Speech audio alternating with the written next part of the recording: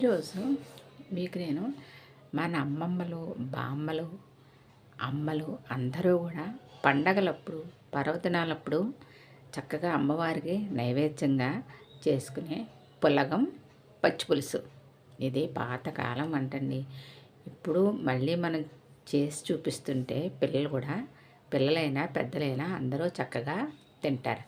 అలాంటి పులగం, పచ్చిపులుసు ఇవాళ మీకు నేను చేసి చూపిస్తున్నాను. మనం పర్వదినాల్లోనూ పండగల్లోనైతే పచ్చి పులుసులో ఉల్లిపాయ వెయ్యవండి. మామూలు రోజుల్లో చేస్తున్నాను కాబట్టి నేను ఉల్లిపాయ వేసి చేస్తున్నాను. ఇప్పుడు ఈ పులగానికి 1 కప్పు బియ్యం తీసుకున్నానండి. అందులో సగం అరకప్పు పెసరపప్పు. పులగానికి ఎప్పుడు పెసరపప్పే వాడతారండి. కొంచెం జీలకర్ర, కొద్దిగా పసుపు వేయాలన్నమాట. ఈ రెండు శుభ్రంగా కడిగేసి పెట్టుకుందాము. పచ్చి పులుసు కోసం ఒక వంకాయ తీసుకున్నానండి. ఈ వంకాయ కొద్దిగా నూనె రాసి చక్కగా కాల్చి పెట్టుకోవాలి. 2 ఉల్లిపాయలు, 2 పచ్చిమిరపకాయలు, పోపుకి ఓ ఎండుమిరపకాయ, ఈ మాత్రం చింతపండు, అంతేనండి. ముందు మనం బియ్యము, పప్పు కడిగేసి కుక్కర్లో ఉడికించుకుందాం ఫస్ట్. ఇప్పుడు బియ్యం, ఈ పప్పు శుభ్రంగా 2 సార్లు కడిగేసి పెట్టుకునండి. దీంట్లో 1 స్పూను జీలకర్ర అండి, 1 స్పూను జీలకర్ర, కొంచెం సాల్ట్, కొద్దిగా మరీ ఎక్కువ వేయకూడదు, కొద్దిగా సాల్ట్, కొద్దిగా పసుపు, 1 స్పూను నెయ్యి. నేతిలో కనుక ఇది ఉడికితే చాలా బాగుంటుందండి. 1 స్పూను నెయ్యి, అంతే. మనము పప్పు బియ్యం కలిపి 1 గ్లాసు కన్నా కొంచెం ఎక్కువగా తీసుకున్నాను నేను. అందుకని దీని కొలతకి ఏంటంటే 2 గ్లాసుల నీళ్ళు పోసుకుందాం. అంటే అత్తేసరిలాగా ఉడికించాలన్నమాట. మనం మామూలుగా రైస్ వండుకుంటాం కదండి, అలాగే 2 గ్లాసుల వాటర్ పోసేసి 3 విజిల్స్ వచ్చేందుకు దీన్ని మనం ఉడికించుకోవాలి. మనం 3 విజిల్స్ వచ్చేందుకు దీన్ని చక్కగా ఉడికించుకుందామండి. చక్కగా పప్పు అన్నం 2 కలిసి ఉడికిపోతాయి కాబట్టి మంచి కమ్మటి రుచితో ఉంటుందండి. ఈలోగా మనం దీన్ని షిఫ్ట్ చేసుకుని పక్కన స్టవ్ మీద ఈ వంకాయకి కొద్దిగా నూనె రాసి దీన్ని కూడా మనం కాల్చుకొని రెడీ చేసి పెట్టుకుందామండి. ఇలా వంకాయకి కొంచెం ఆయిల్ ఇలా రాసి మనం ఈ వంకాయని సిమ్లో పెట్టుకుని కాల్చుకొని రెడీ చేసి పెట్టుకుందాం. పులగం రెడీ అయిపోయిందండి, చూద్దాము.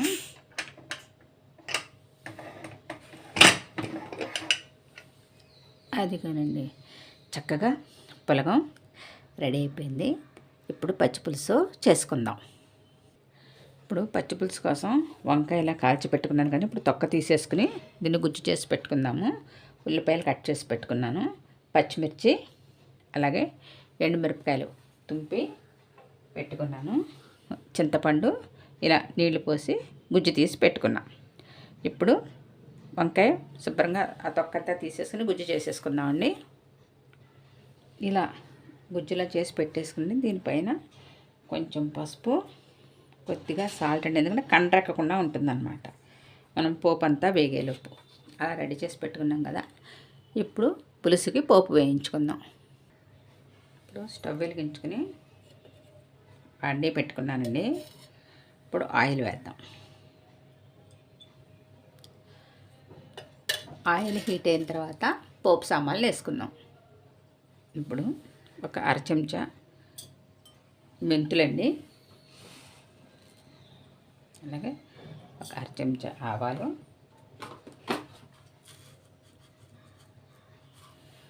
1/2 చెంచా జీలకర్ర.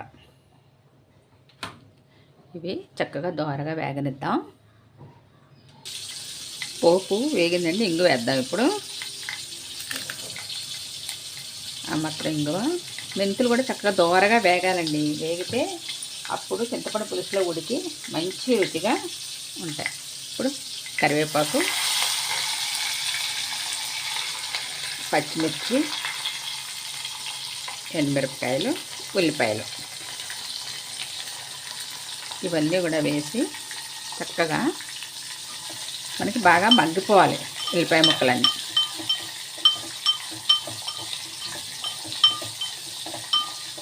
కలిపేసుకుని మూత పెట్టేద్దాం. మూత పెడితే ఒక 5 నిమిషాలకు చక్కగా మగ్గిపోతాయి. మూత పెట్టేస్తే ఒక 10 నిమిషాలకు చక్కగా మగ్గుతాయి ఉల్లిపాయలు. చూద్దామండి.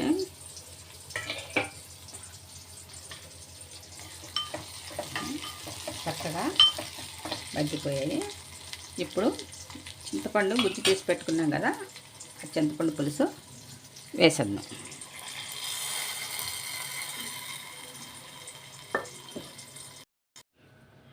ఇప్పుడు మనం తగినంత చింతపండు పులుసు పోసేసుకుని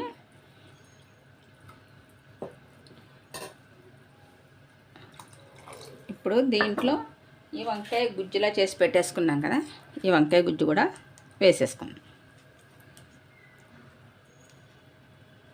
వేసేసుకుని ఒక్కసారి బాగా కలిపేసుకుందామండి. ఈ పులుసుల్లో బెల్లం వేసుకోకపోతే అసలు రుచే రాదండి. అందుకని నేను ఈ మాత్రం బెల్లం వేస్తున్నాను. ఇందాక నేను వంకాయ గుజ్జులో మాత్రమే వేసానండి సాల్ట్. ఇప్పుడు పులుసుకు సరిపడగా ఇంకొంచెం సాల్ట్ వేసి దీన్ని చక్కగా సిమ్లో బాగా మరిగించాలి.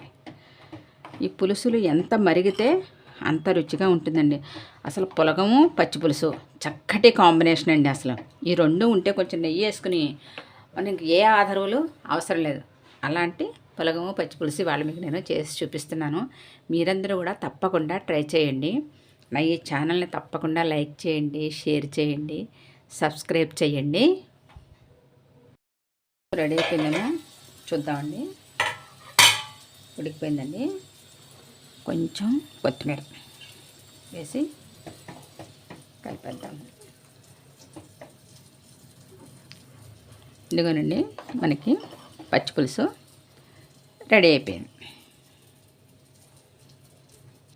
మనకి పాతకాలం రెసిపీ, దేవుడి ప్రసాదం, మనకి చక్కటి పులగం రెడీ అయిపోయిందండి. చూడండి, ఇది అసలు పాతకాలం పద్ధతి అండి. దీంట్లో పోపులు అవి ఏం వెయ్యం మనం. ఇలాగే పప్పు, జీలకర్ర, కొంచెం సాల్ట్, పసుపు, బియ్యం, అంతే.